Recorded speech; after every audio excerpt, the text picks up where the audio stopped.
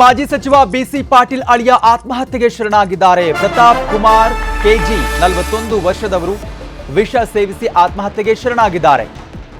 ಮಾಜಿ ಸಚಿವ ಬಿಸಿ ಪಾಟೀಲ್ ಅಳಿಯ ಇವರು ಆತ್ಮಹತ್ಯೆಗೆ ಶರಣಾಗಿದ್ದಾರೆ. ಪ್ರತಾಪ್ ಕುಮಾರ್ ಅಂತ 41 ವರ್ಷದವರು ಇವರು ವಿಷ ಸೇವಿಸಿ ಆತ್ಮಹತ್ಯೆಗೆ ಶರಣಾಗಿದ್ದಾರೆ. ದಾವಣಗೆರೆ ಜಿಲ್ಲೆ ಹೊನ್ನಾಳಿ ಅರಣ್ಯ ಪ್ರದೇಶದಲ್ಲಿ ಆತ್ಮಹತ್ಯೆ ಮಾಡಿಕೊಂಡಿದ್ದಾರೆ ಎನ್ನುವಂತ ಮಾಹಿತಿ ಸಿಗ್ತಾ ಇದೆ. ಯಾಕೆ ಆತ್ಮಹತ್ಯೆ ಆಯಿತು ಏನು ಅನ್ನೋದ್ರ ಬಗ್ಗೆ ಈಗ ತನಿಖೆ ಆಗಬೇಕಾಗಿದೆ. ಸದ್ಯಕ್ಕೆ ಮಾಹಿತಿ ಸಿಗ್ತಾ ಇರುವಂಥದ್ದು ಅರಣ್ಯ ಪ್ರದೇಶದಲ್ಲಿ ಇವರು ಆತ್ಮಹತ್ಯೆ ಮಾಡಿಕೊಂಡಿದ್ದಾರೆ. ರಸ್ತೆ ಬದಿ ಕಾರ್ ನಿಲ್ಲಿಸಿ ವಿಷ ಸೇವಿಸಿ ಪ್ರತಾಪ್ ಆತ್ಮಹತ್ಯೆ ಮಾಡಿಕೊಂಡಿದ್ದಾರೆ. ಸ್ಥಳೀಯ ಆಸ್ಪತ್ರೆಯಲ್ಲಿ ಚಿಕಿತ್ಸೆ ಬಳಿಕ ಶಿವಮೊಗ್ಗಕ್ಕೆ ಶಿಫ್ಟ್ ಮಾಡಲಾಗಿತ್ತು. ಮೆಗ್ಗಾನ್ ಆಸ್ಪತ್ರೆಯಲ್ಲಿ ಚಿಕಿತ್ಸೆ ಫಲಕಾರಿಯಾಗದೆ ಪ್ರತಾಪ್ ಕುಮಾರ್ ಸಾವನ್ನಪ್ಪಿದ್ದಾರೆ.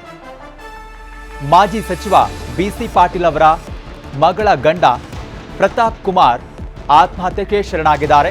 ಇನ್ನು ಆತ್ಮಹತ್ಯೆಗೆ ನಿಖರ ಕಾರಣ ಏನು ಅಂತ ತಿಳಿದು ಬಂದಿಲ್ಲ.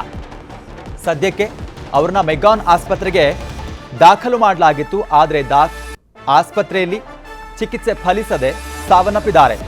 ರಸ್ತೆ ಬದಿ ಕಾರ್ ನಿಲ್ಲಿಸಿ ವಿಷ ಸೇವಿಸಿ ಪ್ರತಾಪ್ ಆತ್ಮಹತ್ಯೆ ಮಾಡಿಕೊಂಡಿದ್ದಾರೆ.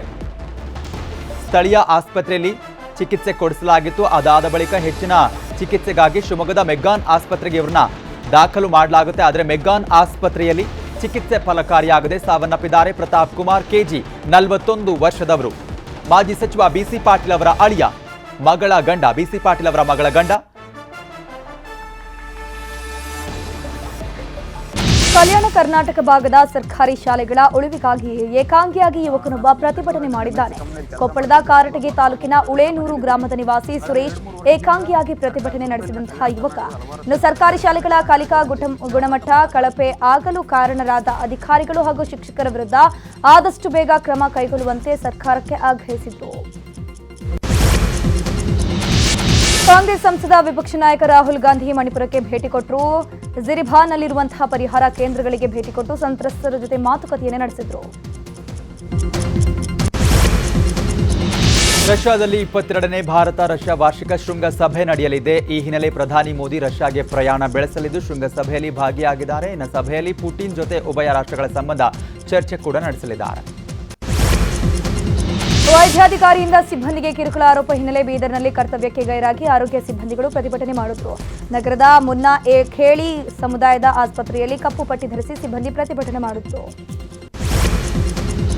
ಹಾಸನ ಜಿಲ್ಲೆ ಅರಸೀಕೆರೆ ತಾಲೂಕಿನ ಜಾವಗಲ್ ಗ್ರಾಮದ ಮನೆಯೊಂದರ ಬಳಿ ಚಿರತೆ ಪ್ರತ್ಯಕ್ಷವಾಗಿದೆ. ಚಿರತೆ ಕಂಡ ಮಹಿಳೆ ಜೋರಾಗಿ ಶಬ್ದ ಮಾಡಿದ್ದಾರೆ. ಇನ್ನು ಮಹಿಳೆ ಶಬ್ದಕ್ಕೆ ಚಿರತೆ ಹೆದರಿ ಓಡಿ ಹೋಗಿದೆ.